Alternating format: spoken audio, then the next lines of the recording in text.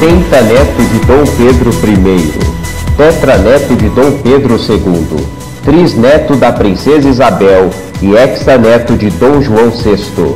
Empresário, ativista político e acadêmico.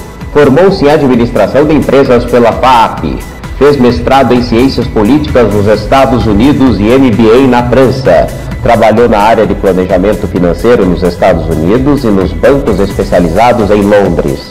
Também foi diretor de desenvolvimentos de negócios da OAL para a América Latina. Desde 2005 atua como empreendedor. Em 2015 tornou-se cofundador do movimento liberal Acorda Brasil.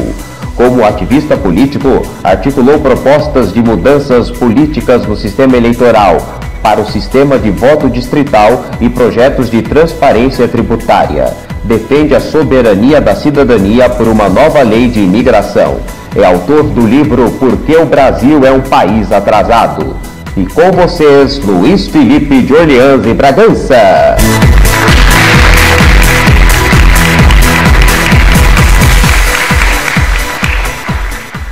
Bom, muito boa noite a todos. Boa noite. Eu vou ter que pedir desculpa e assumir um erro que não é meu. Eu tento ensinar isso para o meu filho de assumir erros, né, quando se atrasa e tal, se ele é o culpado. Nesse caso eu não fui o culpado, mas eu vou assumir a culpa. Então eu peço desculpas aqui pelo atraso. O jeito que eu gostaria de encaminhar essa palestra, eu queria dar 20 minutos aqui de alguns conceitos, pontuar o contexto político atual do Brasil e depois eu gostaria de abrir para perguntas e respostas, tá? Porque eu acho que nesse engajamento a gente consegue amadurecer bem aí o debate. Então, vou pedir até para se puder circular o microfone depois e que vocês, por favor, façam perguntas, né? Eu também me entretenho em respondê-las, sem limitação nenhuma. Bom, o contexto político brasileiro não podia ser pior, tá? Estamos aí com uma falência do sistema presidencialista, uma falência das instituições do Estado, todas elas foram absorvidas por um grande problema que chama-se a corrupção, permeia e tirou legitimidade de todas as instituições, e isso materializou uma série de problemas, tá? Já não é de hoje.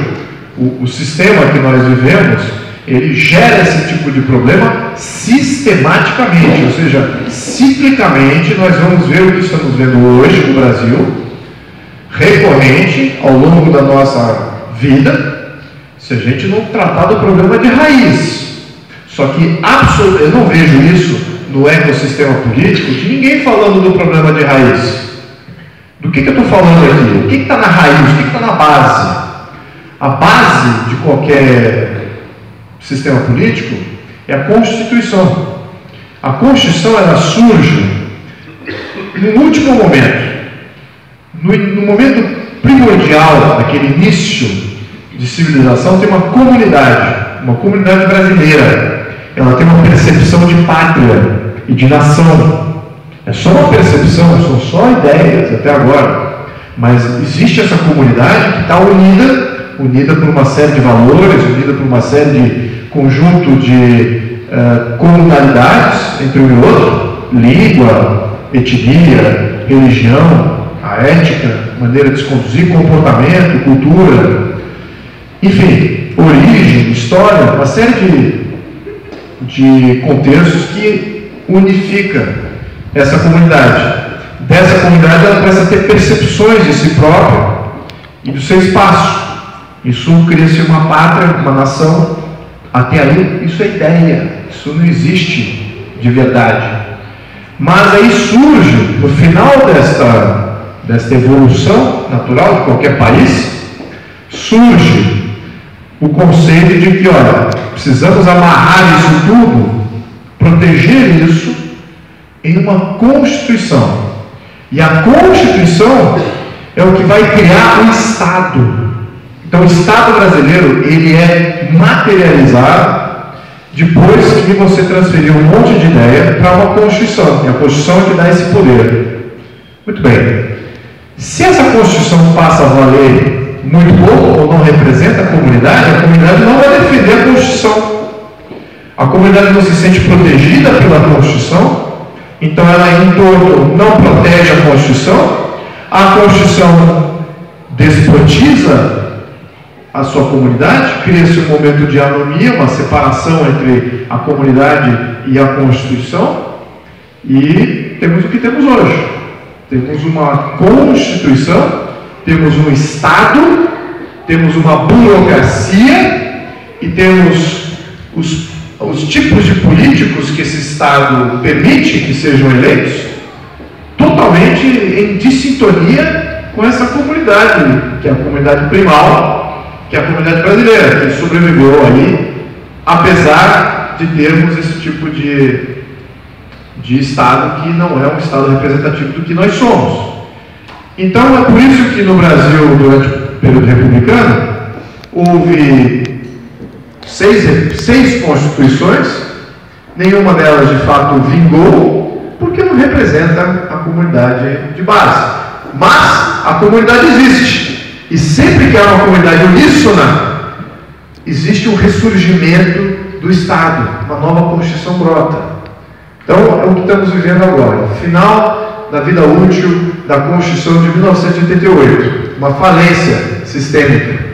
Muito bem, mas vamos entender aqui o contexto. Qual que é o problema desta Constituição? O que ela cria? E por que as anteriores não sobreviveram? Assim como essa já está nos meios juristas, nos meios políticos, ninguém mais crê nessa Constituição. O público em geral talvez não sabe qual é a função da Constituição, quais são os impactos políticos dela. Mas vamos entender aqui então o contexto. A Constituição, como ela é constituída, como ela é organizada, ela cria e ela surge de uma percepção de Estado social, que o Estado tem que ser um Estado assistencialista, que o Estado ele é soberano, que o Estado é o que manda, o Estado é o que garante, o Estado que faz os avanços vêm do Estado. Então esse é o contexto jurídico de um Estado social. Este modelo constitucional surge em 1934. E aqui a conclusão que eu vou dar, antecipando a conclusão, mas só para deixar bem claro aqui, que este tipo de modelo de Estado social, ele é instável, ele não é estável, ele é instável, ele garante instabilidade política. Não é só no Brasil, tá? A maioria dos países que adotaram o mesmo modelo, viveram o mesmo problema que o Brasil está vivendo. E o que é o típico desse tipo de Estado social? A característica fundamental desse Estado social não é somente essas questões que eu já mencionei, de assistencialismo, sistema único de saúde, previdência social obrigatória estatal centralizada, planejamento central, tudo isso é passageiro, todo mundo consegue entender isso. Mas o que eu quero pontuar aqui é características que são fundamentais de todos os 180 países que são organizados de uma maneira similar. Todo país pobre e medíocre, atrasado relativo ao seu potencial, é presidencialista. Não existe país presidencialista organizado exatamente como o Brasil. Mas existem vários países mais pobres, mais atrasados que o Brasil, todos organizados como o Brasil. Isso é um fato de observação, não é uma narrativa, é um fato. O segundo ponto que é fundamental é a questão do centralismo, onde você centraliza todas as decisões políticas. Todas as nossas decisões políticas cada vez mais são decididas em Brasília. Nada ou quase nada é decidido em loco. Tudo o que é decidido em loco é permitido por Brasília. Se não for permitido por Brasília, não é permitido. Então existe uma ditadura central jurídica estabelecida pela própria Constituição. Não há descentralização, não há federalismo de fato. Então isso é muito importante entender esse contexto. As cidades, elas não são autônomas, elas são dependentes. A maioria dos países desenvolvidos, mesmo aqueles que são organizados de uma maneira unitária, somente com uma casa legislativa dominando todo o ecossistema político, mesmo esse país, vou citar alguns aqui, Inglaterra, França, Itália, Espanha, eles são altamente descentralizados na gestão da coisa pública. Existe muita descentralização e, em alguns casos, até autonomia de algumas partes, mesmo num contexto de Estado unitário. O Brasil não tem nada disso. O Brasil é unitário por experiência. No papel ele é federativo, temos os estados, 27 estados, temos lá 27 câmaras legislativas, temos deputados estaduais, temos vereadores, e o que eles de fato legislam? É um impacto mínimo nas nossas vidas. Aonde vem todo o impacto das nossas vidas? Vem de uma Câmara Federativa, lá em Brasília. Então esse contexto é muito importante, esses dois contextos são muito importantes. Presidencialismo, um executivo muito forte, um orçamento muito grande, e centralismo político, tudo lá em Brasília, decidido tudo lá em Brasília, muito pouco é decidido e comandado localmente. Muito bem. Aí temos um terceiro aspecto de estados sociais que são organizados como o Brasil e o Brasil incluso. Nós não temos mecanismos de democracia direta ou de interferência direta na nossa coisa pública, além do voto. Nós só podemos votar. Nós não temos como contrapor um burocrata incompetente. Nós não temos como blindar o nosso meio de vida, a nossa poupança de um político ambicioso, que resolve aumentar impostos em 100%, ou uma alíquota até maior, para seja lá qual o serviço que eles dizem que prestam. Nós não temos absolutamente nenhum limite. Nós ficamos aí sobre o bom grado e o bom senso dos nossos políticos e burocratas, que eles não vão ultrapassar uma linha do razoável. Mas todos eles ultrapassam a linha do razoável porque eles podem. Eles podem, não há freio popular. Todos os países muito desenvolvidos têm freios populares além do voto. Vou citar aqui dois. O recall de mandato é muito importante. Nós podemos fazer um abaixo-assinado na Suíça, na França, na Inglaterra, na Alemanha, no Canadá, na Austrália, na Nova Zelândia, no Japão. Fazemos um abaixo-assinado e falamos assim: olha, fulano não me representa mais. O que ele fez? Ele é um cara honesto. Não importa, ele não me representa mais. Não gosto dele, quebrou minha confiança. Como quebrou? Prometeu uma coisa, não fez nada, ou fez uma coisa contrária. Não gosto mais dele. Como é que vão fazer?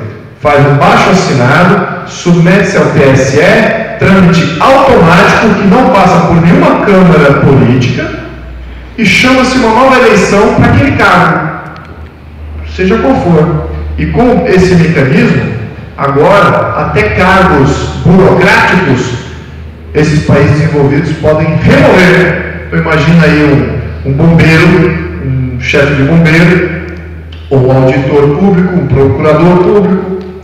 Todos eles podem ser removidos. O presidente do Banco Central, um ministro que foi nomeado, tem um referendo, até mesmo um juiz. Você nomeia um juiz e depois de 2, 3 anos tem um referendo para se a gente vai manter esse juiz no poder ou não. Então esses freios populares existem. Aqui não existe. Aqui o Constituinte de 88, ele falou: não, esse poder a gente não vai dar para o brasileiro não. Tá? O brasileiro não vai ficar com esses poderes não. Isso é para país desenvolvido, não é para brasileiro não. Isso em 88, está considerando que os países desenvolvidos têm esses mecanismos há mais de 100 anos. Muito bem. Então esses freios democráticos diretos nós não temos. E a quarta e última coisa, que é em função de você ter um poder político altamente interventor, que manda sempre, centralizado, tudo é comandado pelo executivo, um orçamento gigantesco, não tem como você frear ele de maneira nenhuma. Quando você tem essa dinâmica, você não tem a livre iniciativa do mercado, não tem capitalismo. É impossível que o capitalismo surja num contexto político dominado centralmente. Isso não existe, certo? Não existe uma ditadura política com o capitalismo. Isso não se materializa. O capitalismo depende de uma democracia ampla e muito aberta e dinâmica. Sem uma democracia ampla e muito aberta e dinâmica, Não existe livre iniciativa. Existe confisco de poupança para planejamento central de grandes planos nacionais, que é esse o nosso modelo. Então, essas são as 4 características aqui: presidencialismo, muito poder do executivo, centralismo em Brasília, poucos freios populares além do voto. Não temos a livre iniciativa no comando dos avanços. Quem avança a sociedade é o governo através de legislação, através de regras, através de normas, etc. O capitalismo não faz o avanço do Brasil. A livre iniciativa, os empreendedores não fazem avançar nada no Brasil. Não é isso a característica em outros países. Muito bem. Então, dessas 4 características, nós podemos pontuar uma coisa muito interessante. Nós não temos um país que é uma república. Nós temos um sistema oligárquico, um sistema que é controlado ou organizado dessa maneira. O tipo de atração que você gera para o sistema político é das grandes oligarquias, é dos grandes interesses políticos, além dos grandes interesses econômicos. Essa é uma característica fundamental de países organizados como nós. Eu estou sempre fazendo essa referência a países organizados que tem o Brasil. Eu pontuo aqui que a gente tem 200 países no mundo, 200. E temos 180 países organizados mais ou menos como o Brasil é. O Brasil é líder, um dos líderes desse tipo de país, desse tipo de organização. E temos 20 a 30 países que não são organizados assim, que tem mais poder, tem mais fragmentação de poder. Tem 4 poderes, não 3, tem descentralização da coisa pública, tem mais freios populares, etc. Somente 20 ou 30 desses 200 países são organizados assim. E são os países desenvolvidos, né? Os países dos BRICS que nós estamos liderando, eles, Brasil, Rússia, Índia, China e África do Sul, são modelos muito similares ao modelo brasileiro. Muito bem, então nesse contexto de domínio político, de Estado soberano, o que acontece? Surgem oligarquias políticas muito grandes e oligarquias econômicas para dominar tudo. É muito fácil dominar um sistema controlado centralmente. Muito fácil. Com pouco. Bom, aí tem os interesses. Vamos entender aqui os orçamentos, as dimensões. Né? O orçamento. Eu não sei qual é o orçamento aqui da Prefeitura de Itapeva. Mas da Prefeitura. Bom, vamos falar do Estado de São Paulo. O Estado de São Paulo tem um orçamento de 300 bilhões de reais. Tá? Só para entender aí o contexto. Poucas empresas, grandes empresas do mundo faturam 300 bilhões. Já é considerado um faturamento de grande empresa global. Quanto que fatura, ou menos, quanto de receita tem o poder federal? Alguém sabe? Qual é o orçamento federal? 2 trilhões de reais. Então é um fator quase 10 vezes superior ao PIB de São Paulo, o mesmo orçamento do Estado de São Paulo. É muito grande. Isso tudo no comando de uma pessoa. Uma só pessoa. Eu posso até arriscar dizer, não fiz essa análise ainda, mas eu acho que o Trump, nos Estados Unidos, ele talvez não tenha esse comando todo num orçamento tão grande quanto o Brasil tem. Ele pode ser que o orçamento da União dos Estados Unidos é muito maior que o do Brasil, com certeza. Só que ele não tem esse comando todo como tem o brasileiro. O presidente brasileiro pode fazer muita coisa com esse orçamento. Já o Trump está limitado com vários freios aí. Nós não temos esses freios. Então nós temos um contexto em que as oligarquias entendem isso. É jogo de trilhão. Eles comandando o poder central com alguns bilhões que eles gastam comprando políticos, comprando senadores, comprando governadores, comprando vereadores, comprando etc. Eles comandam 1 trilhão. Então vale a pena gastar alguns bilhões no comando da coisa pública, porque o resultado é exponencialmente maior. Isso que a gente tem que manter sempre em perspectiva. A gente perde um pouquinho a perspectiva das dimensões. Então os interesses econômicos nacionais e internacionais no comando do Brasil são muito grandes. E eles não param de gastar, tudo vale, ou seja, nessa contrapartida, o controle de trilhões vale alguns bilhões.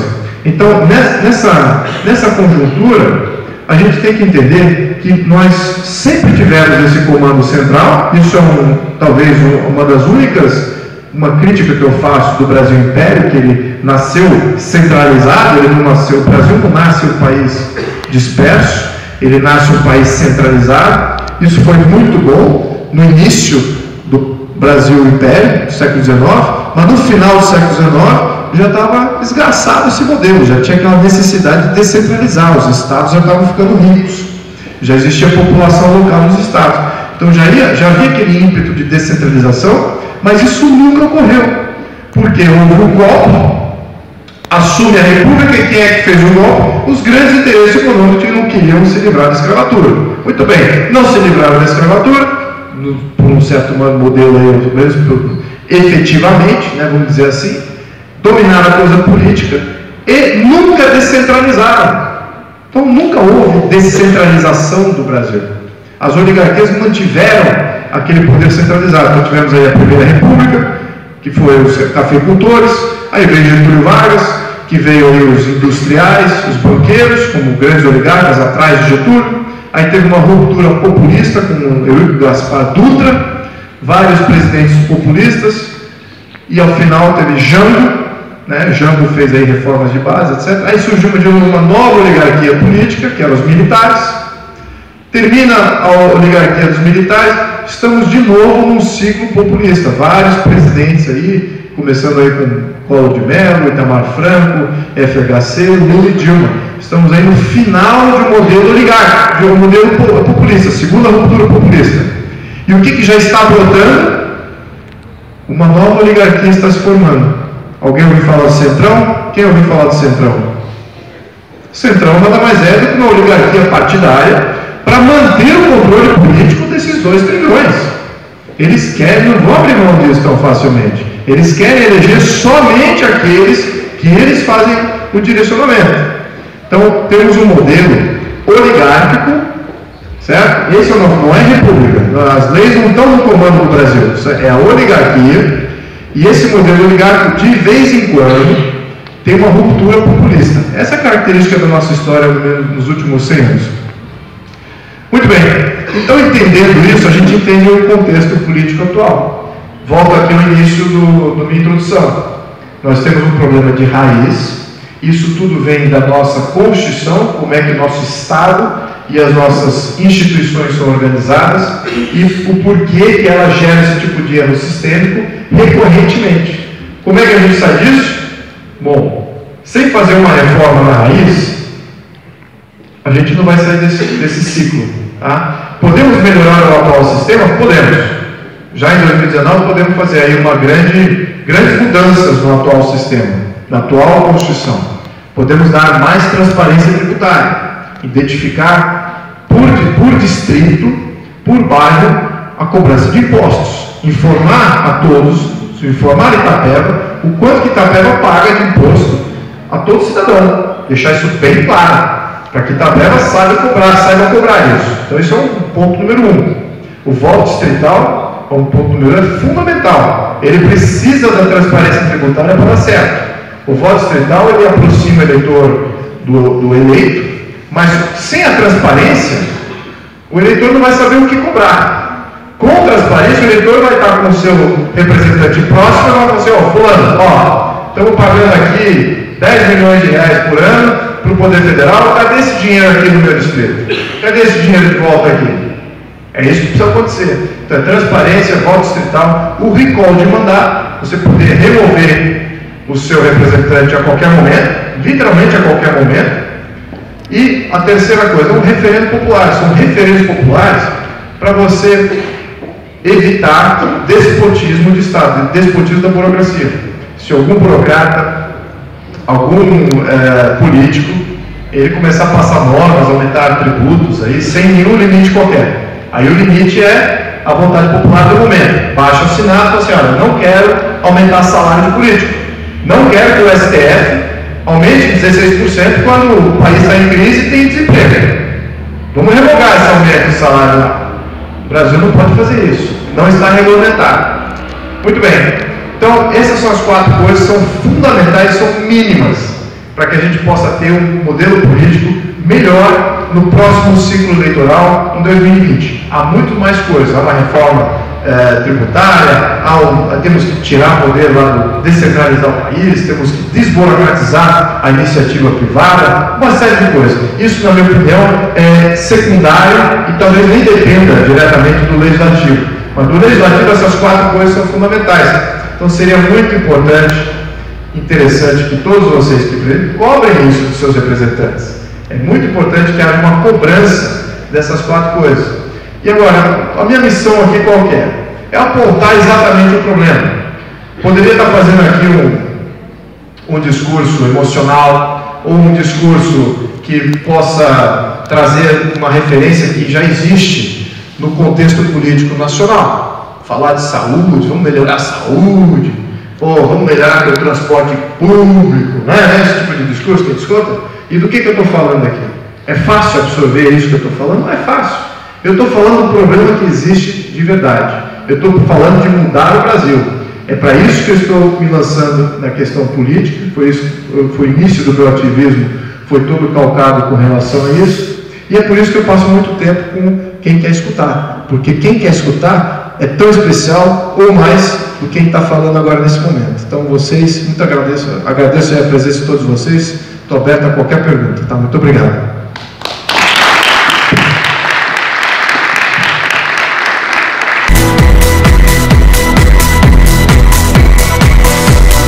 A pergunta é muito adequada, porque de fato é uma mudança completamente. Vamos voltar ao que era a base constitucional das primeiras 2 Constituições do Brasil. A Constituição de 1824 e a Constituição de 1891. Essas 2 Constituições colocavam o indivíduo como soberano. No papel, era isso. Na prática, talvez não. Mas no papel era isso. E é isso que a gente vai fazer aqui com essa nova Constituição. Só que isso trata do contexto federal. É uma Constituição federal. Então ela define qual é a função do poder federal. A função do poder federal, por natureza, é de estabilizador dos governos. Temos 27 governos no Brasil, né? Temos que botar isso em perspectiva. Então o poder federal, ele tem que deixar de governar o Brasil.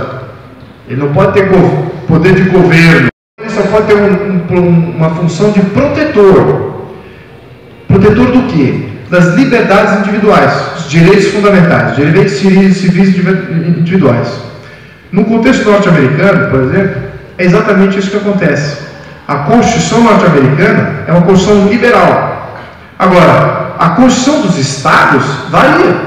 Tem alguns estados que são liberais, tal qual a Constituição Federal. Tem outros estados que são estado social, intervém, tem muito estatismo, tem planos sociais, tem previdência, tem um custo de burocracia altíssimo. E varia conforme estado por estado. Massachusetts, por exemplo, é um estado socialista. Califórnia é um estado socialista. O Texas é um estado liberal. A Flórida é um estado liberal, com pouca tributação, pouco imposto de renda, pouca burocracia, pouco serviço, etc. Então essa que é a dinâmica. Cada estado opta pelo seu modelo. Então, no contexto para estabilizar o Brasil, eu estou pensando em estabilização. Eu não estou pensando o que é o justo. O que é o justo? O cidadão brasileiro escolhe o estado que mais lhe apetecer. E as constituições dos estados têm que ser mais livres para se organizar da melhor maneira. Então, pode ter um estado que é totalmente comunista, né? Talvez não seja a minha preferência aqui, mas é possível. Ou chegue perto disso. Um estado bem socialista vai ter um ciclo de vida, ele deixando autônomo, certo? Vamos deixar esse estado autônomo. Ele fale, ele quebra, a população vai embora, e pronto, aquilo vira terra de ninguém. Quem sabe um novo governo surge e aquilo se brote de uma nova experiência, daquela experiência vão aprender alguma coisa, etc. Mas temos que deixar os estados livres para se organizar livremente, para ter os seus assistencialismos, se quiserem, e gerenciar esses programas assistencialistas localmente, e não do ponto de vista federal. É aí que está o grande erro. É por isso que a gente fica nessa dúvida. Por que em Portugal, os serviços públicos em Portugal funcionam? E lá tem educação de Estado, tem transporte de Estado, não sei o quê. É porque é descentralizado. Mesmo que existindo, o país também é pequeno, quase com o tamanho de Pernambuco, Portugal. Então o Estado vai ter vários modelos ali dentro.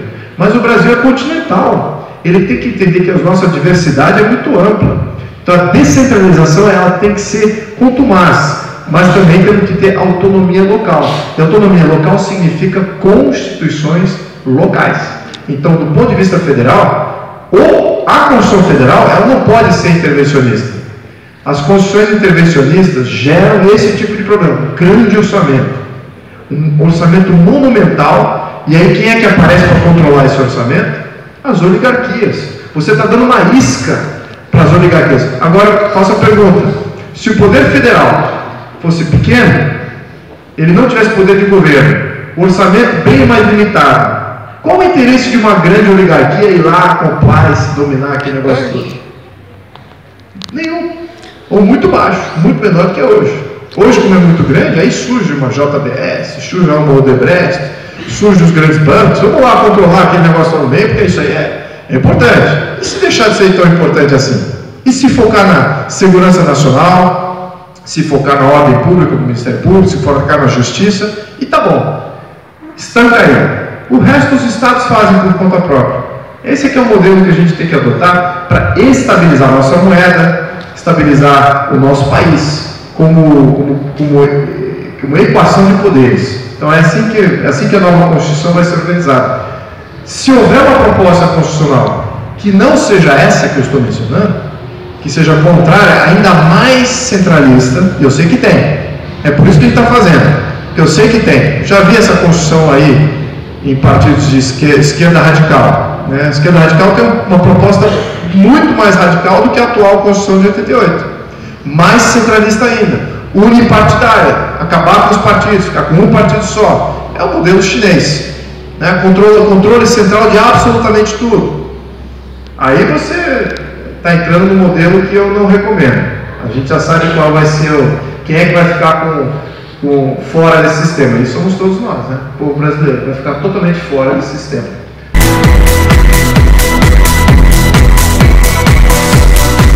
Eu sou contra o aborto. Sou a favor da livre defesa da vida, livre defesa da propriedade privada, livre defesa da família.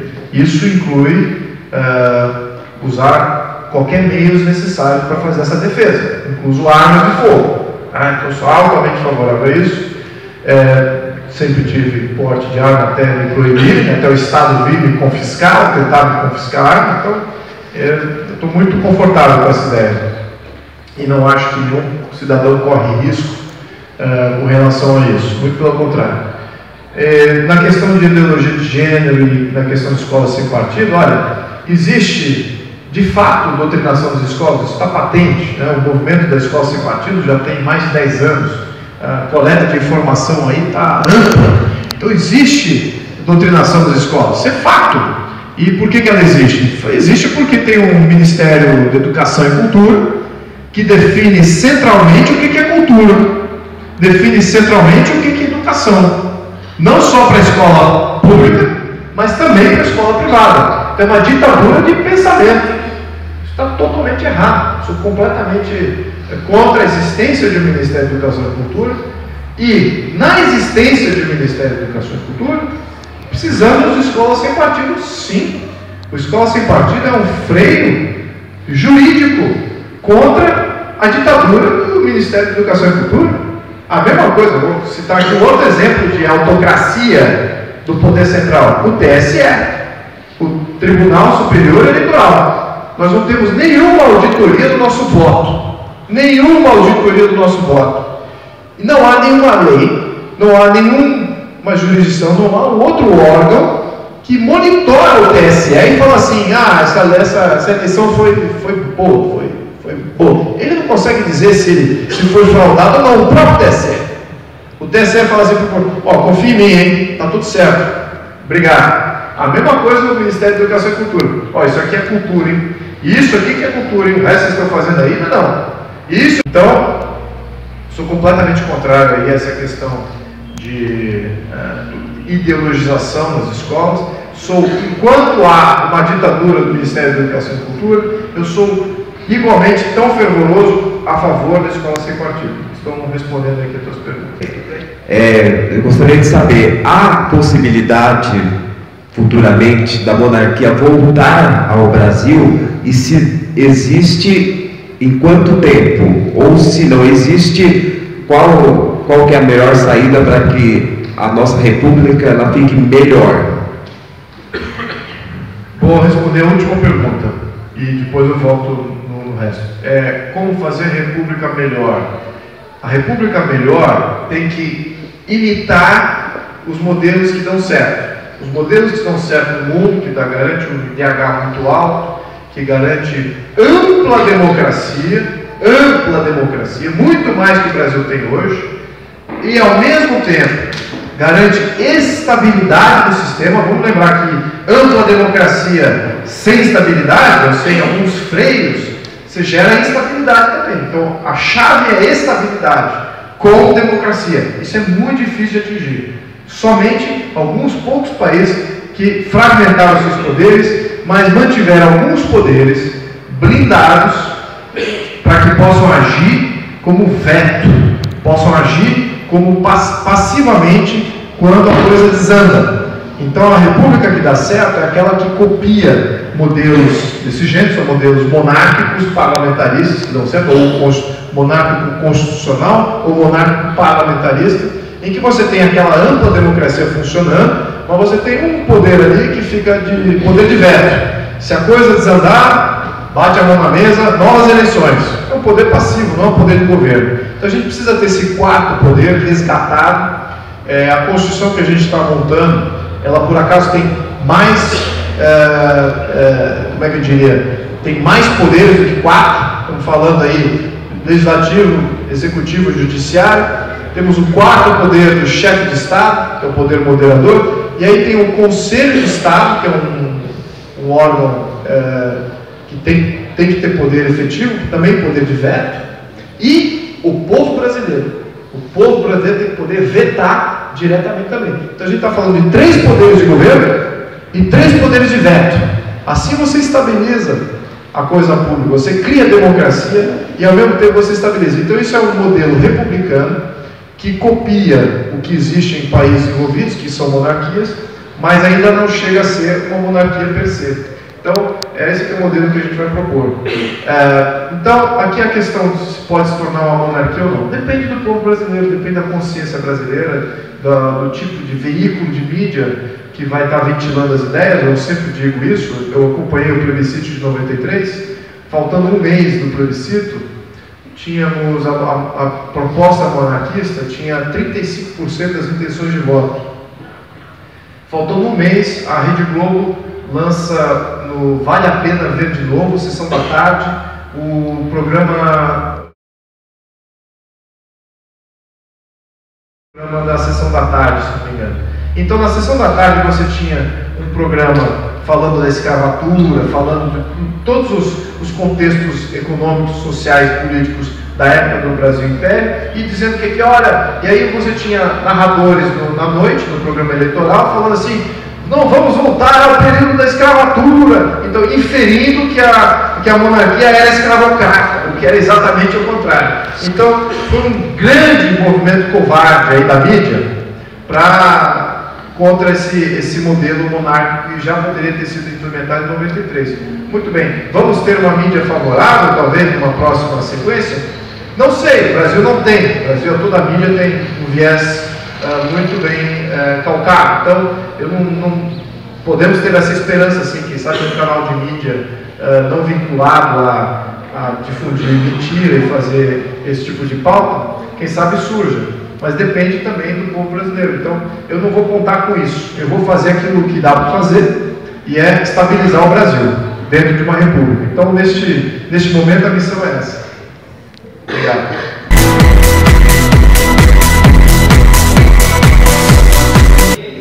E reeleição. Sou contra a reeleição. Concordo. Eu acho que você pode aumentar, talvez, o mandato do chefe de Estado. Esse, naturalmente, é um mandato longo. Geralmente é 10 anos nos países em que há parlamentarismo. E o poder do primeiro-ministro, esse também pode ser mais curto, né?